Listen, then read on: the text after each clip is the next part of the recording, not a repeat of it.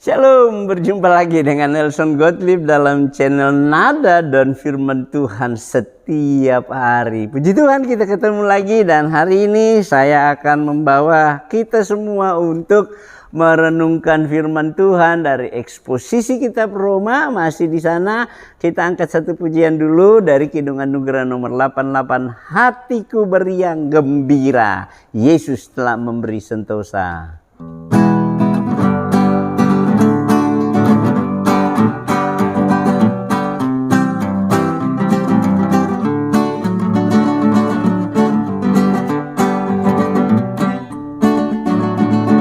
Hatiku beriang gembira, Yesus telah memberi sentosa. Takut tidak lagi berkuasa, karena Tuhan menjaga. Yesus, Yesus Tuhan, Allah yang Esa, yang mengaruniakan keselamatan jiwaku. Dulu hidupku amat hina, jauh dari kesukaan. Darah Yesus dengan sempurna mengubah keadaan. Yesus, Yesus Tuhan, Allah yang Esa, yang mengaruniakan keselamatan jiwaku. Yesus, Yesus Tuhan, Allah yang Esa, yang mengaruniakan keselamatan jiwaku.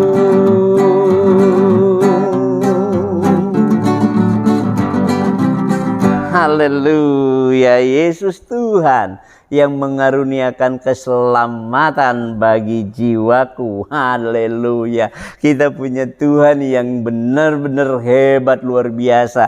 Tidak ada Tuhan seperti Yesus yang sanggup mengaruniakan keselamatan bagi orang berdosa. Kalian cari dimanapun Tuhan di alam semesta ini, tidak ada Allah seperti Yesus yang mau tinggalkan surga mulia, datang menjadi manusia biasa, bahkan tunduk menjadi hamba sampai dia taat sebagai hamba kepada Allah Bapanya, dan dia mati di kayu salib. Karena keinginan Bapanya, dia harus mati supaya menanggung keselamatan kita, sehingga dengan demikian dia dapat mengaruniakan keselamatan kekal di dalam dirinya bagi setiap orang. Dialah Tuhan yang hebat, dan dialah yang ada di dalam kita, yang menyatakan status kita lebih jelas di dalam kehidupan ini. Kembali lagi kita ke Roma pasalnya yang ke-8, ayatnya yang ke-16 dan ayat 17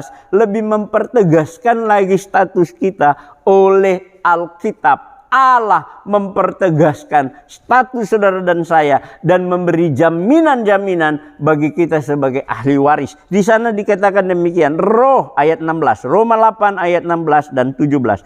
Roh itu bersaksi bersama-sama dengan roh kita bahwa kita adalah anak-anak Allah. Jadi saudara, kembali lagi, bukan pandai-pandaian, bukan suka-suka kita ngomong bahwa kita adalah anak Allah, tetapi Roh Kudus yang ada di dalam kita itulah yang memberi kesaksian kepada kita bahwa kita adalah anak-anak Allah. Wow, luar biasa. Makanya saya katakan bahwa tidak ada Allah yang ada di bumi, di alam semesta ini, yang diyakini oleh banyak orang yang dapat memberikan jaminan seperti ini. Hanya Allah di dalam Yesus Kristus dan Roh Allah yang ada di dalam kita. Itulah yang mampu dan yang dengan leluasa leluasa dengan tegas memberi jaminan kepada saudara dan saya bahwa kita adalah anak Allah. Pengakuan bahwa kita adalah anak-anak Allah itu tidak datang dari mulut kita. Pengakuan bahwa kita adalah anak-anak Allah bukan datang dari mulut gembala kita, pendeta kita.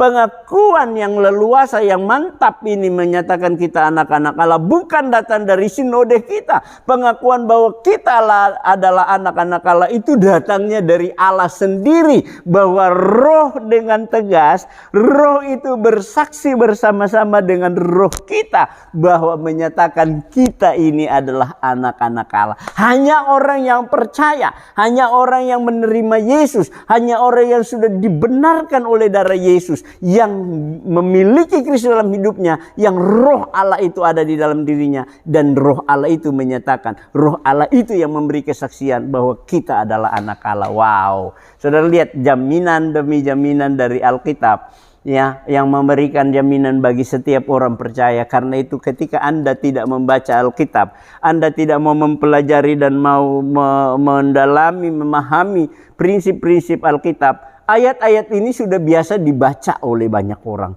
oleh kita semua yang mendengar. Tetapi seringkali ayat-ayat ini tidak mengena kepada kita. Kenapa? Karena kita nggak mau serius belajar mendalami. Wow, luar biasa. Saya di Roh Kudus yang ada dan roh saya yang memberikan kesaksian bahwa saya anak Allah. Kalau Allah sendiri, ya, roh Allah sendiri bersama dengan roh kita menyatakan bahwa kita anak Allah, kenapa kita malu bersaksi bahwa saya adalah anak Allah? Orang yang berani bersaksi bahwa dia anak Allah, dia juga punya keberanian untuk menunjukkan kesaksiannya bukan dengan kata-kata saja, bukan dengan kata-kata semata, tetapi dia mampu memberikan kesaksian kepada dunia bahwa kita adalah anak Allah, bahwa dirinya adalah anak Allah. Lewat apa? Lewat perbuatan. Orang-orang duniawi, orang-orang yang tidak percaya, bahkan ada orang percaya tidak meyakini bahwa saudara adalah bagian dari anak-anak Allah kalau saudara tidak menyatakan kesaksian itu lewat kehidupan. Di sini kita lihat bahwa Roh Kudus dengan tegas memberikan kesaksian